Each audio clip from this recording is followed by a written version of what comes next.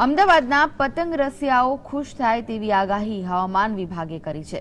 અમદાવાદ શહેરમાં ઉત્તરાયણ અને વાસી ઉત્તરાયણના દિવસે પવનની ઝડપ સારી રહેશે તેવી આગાહી હવામાન વિભાગે કરી છે, જેથી પતંગ રસિયાઓને પતંગ ચગાવવામાં મજા પડી જશે। સામાન્ય રીતે વર્ષ દરમિયાન વરસાદ, ઠંડી કે ગરમી અંગે હવામાન વિભાગની આગાહીને શહેરીજનો ગંભીરતાથી લેતા હોતા નથી, પરંતુ ઉત્તરાયણનો પર્વ નજીક આવે એટલે પતંગ રસિયાઓને સતત એક જ ચિંતા સતાવતી હોય છે કે ઉત્તરાયણના દિવસે પવન કેવો હશે। જો કે આ વખતે પતંગ રસિયાઓ માટે ખુશીના સમાચાર છે।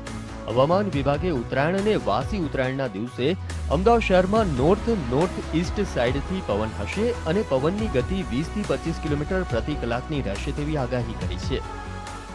देखा जाए तो खास करके मकर संक्रांति को देखते हुए विंड जो है नॉर्थ ईस्टर्ली विंड होगा।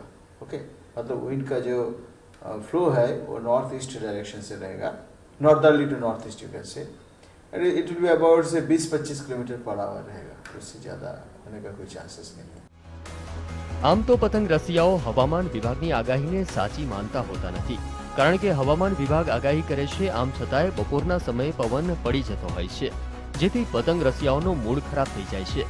ત્યારે આ વખતની ઉત્તરાયણમાં હવામાન વિભાગની આગાહી સાચી પડે છે કે નહીં તે તો ઉત્તરાયણના દિવસે જ ખબર પડશે।